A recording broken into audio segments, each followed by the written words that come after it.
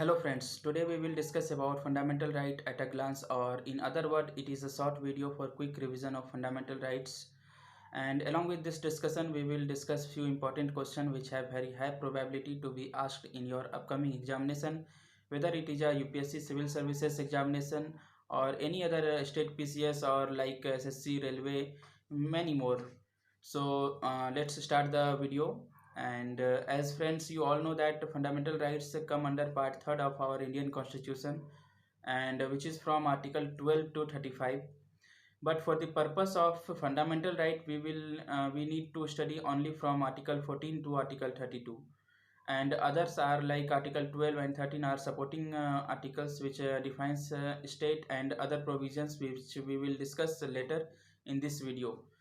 Now let us quickly move on to our main purpose of this video, that is fundamental rights. And our fundamental rights is inspired from USA Constitution, that is Bill of Rights. And our whole part 3 is called as Magna Carta of India. Now let's begin our fundamental rights at a quick view, and then after it we will take a overview on each of the content of fundamental rights. Now, so initially friends, we have 7 fundamental rights given by our Indian Constitution, that is firstly right to equality from Article 14 to 18. Then after it, second, right to freedom from Article 19 to 22.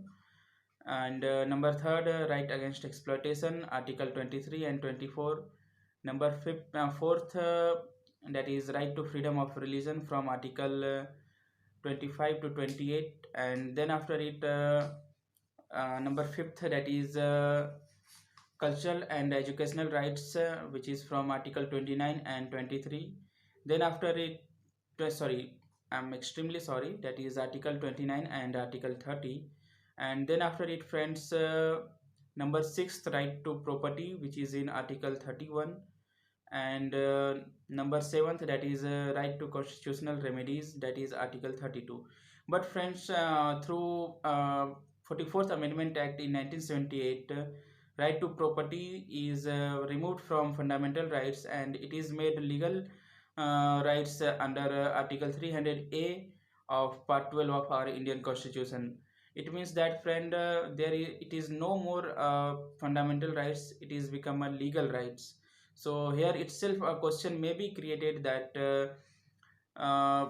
through which Amendment Act right to property is removed from fundamental rights. So you have to choose the answer, 44th Amendment Act 1978. Itself it is a big question and very important question for you. Now let's take a quick overview on one by one separately. So that is right to equality, which is from Article 14 to 18. And Article 14 says that equality before law and equal protection of laws. It means that no one is above the law. Everyone is equal in the eyes of law. And when we take a view on Article 15, and it says that prohibition of discrimination on the ground of religion, race, caste, sex, or place of birth. That no one can discriminate you on the ground of religion, race, caste, sex, or place of birth. Like many of us listen many newses like that. Many people is harassed on the name of religion, caste, or any other thing. All those things are prohibited by our Indian Constitution, and there is a punishment for this. So which is the part of IPC or CRPC, which we will not discuss in this video. And Article 16 of our Indian Constitution provide us to right to equality in matters of public employment. Means friend, when we talk about Article 16, that it provides our we that right to equality in matters of public employment, that if there is any employment in public, means that any government employment or any other employment, you have equal opportunity to contest the competition for getting that job or any employment. You cannot anyone cannot divide you from giving your examination or taking any employment. So now next, that is Article 17, which is abolition of untouchability and prohibition of its practices. It means that initially, before getting freedom to India, many people practice untouchability like sins, but Article 17 prohibits all those works like untouchability and its practices. So now it is no more to be practiced in our India. And friends, now we discuss about Article 18, that is abolition of titles except military and academic. That our Indian constitution cannot allow you to accept any titles given by any institution except military or academic. Like that in academic when we talk about academic purpose, academic have the authority to give us a title like doctor. Suppose your name is Mohan, Dr. Mohan. You are getting a title of doctor. You are getting a title of engineer. You are getting a title of any other thing. It is a academic title, so you have permitted. But you cannot take any title like suppose a British government give you a title of Legend Mohan. You cannot accept it or any other title. So this is only about the right to equality. Now let's move on to right to freedom, and it is from Article 19 to Article 22. So take a view on Article 19. And Article 19 says, friend, protection of six rights. Remember it, it is very important part. Protection of six rights, that is freedom of speech and expression first. Second, that is freedom of assembly. Third, freedom of association. Fourth, freedom of movement. Fifth, freedom of residence. And sixth, freedom of profession. It means that you have freedom to speech and expression. No one can stop you from making any assembly or making any association. You are free to move anywhere in this country. You are free to reside in any part of this country. No one can stop you. You are free to choose any profession. No one can say that why you are doing this profession especially. This is against the law. So this is about 19, Article 19. And let's take a view about Article 20, that is protection of life and personal liberty. That our constitution is solely responsible to protect your life and your personal liberty. No one can stop you from taking this. And this article itself, friends, is a very wider area, wider sense, but we will take it on our other video, in which we discuss very detailed explanation about all those things. Now let's move on to Article 21, that says protection in respect of conviction or detention for offenses. That there are many other provisions like police cannot directly arrest you, and they have to submit you to the court within 24 hours of detention. So all these provisions come under this Article 20. And now we talk about Article 21, that is right to elementary education, and Article 22, that is protection against detention and arrest in certain cases. That friends, in certain cases it provides you a protection against arrest and detention.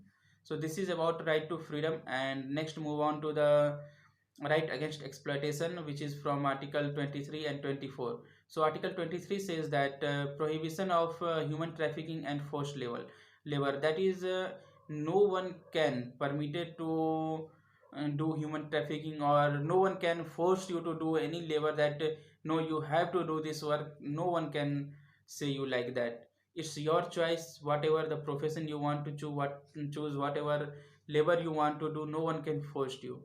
And Article 24 says that employment of prohibition of employment of children in hazardous factories, that no one can be permitted to employ any children in any factories like, or any hazardous place. But friends, there are many new amendments have done, and many new regulations have been issued by the government of India regarding this. So we will discuss it later in our another video. Now next section comes that right to freedom of religion, as we have not completed. So let's visit about right to freedom of religion, that is from Article 25 to Article 28. So friends, now Article 25 says that freedom of conscience and free profession, practice and propagation of religion. That you are free to practice any religion, you are free to choose any religion. No one can stop you from choosing that any religion. Whether if you want to become a Christian, whether you if want to a Muslim, whether you want to I'm sorry.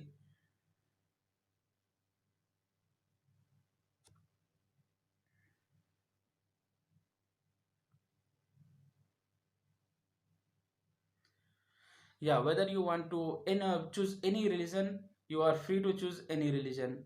Now let's move on to article 26, that is right to manage religious affairs. That is, you are solely responsible to manage your religious affair. No one can interfere in between you, that why you are doing such thing, what you are doing regarding your religion. You have free to do any affairs regarding your religion. And article 27 says that free from payment of taxes for the promotion of any religion. That if you are promoting any religion for which the money you have spent, you need not to pay tax for that.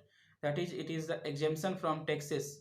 So it is a good thing for those person who really very religious in sense. And somehow it is good or somehow it is bad. We will not discuss on this topic that which is good or bad. We will discuss it later. Now article 21 says that freedom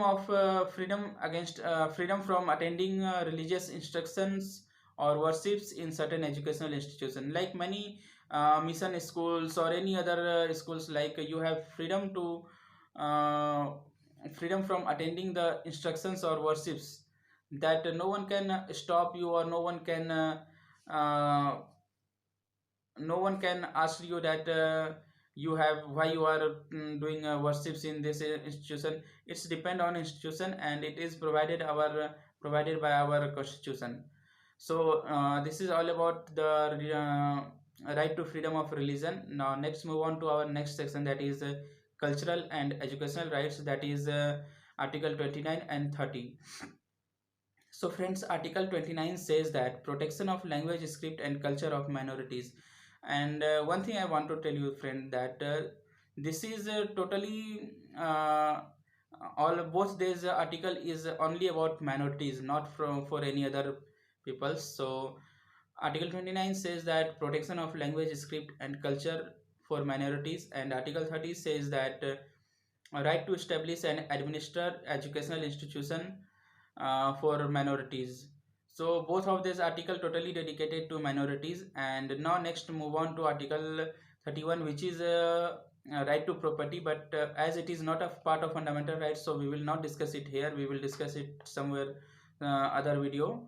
Now that is article 32. Friends, article 32 says that right to move to the Supreme Court for enforcement of fundamental rights, including writs of habeas corpus, mandamus, prohibition, certiorari, and quo warranto.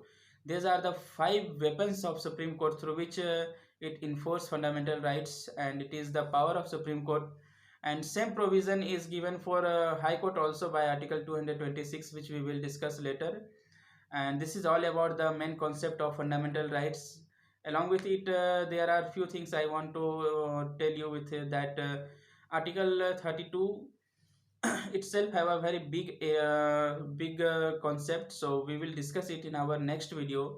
So if you want to if you want to get a knowledge about article 32 especially, then comment me in my comment box and I will make a separate video on it. And till then friends, thank you for watching this video, and have a good preparation. And if you are not subscribed to our channel, please subscribe it. This is our new channel.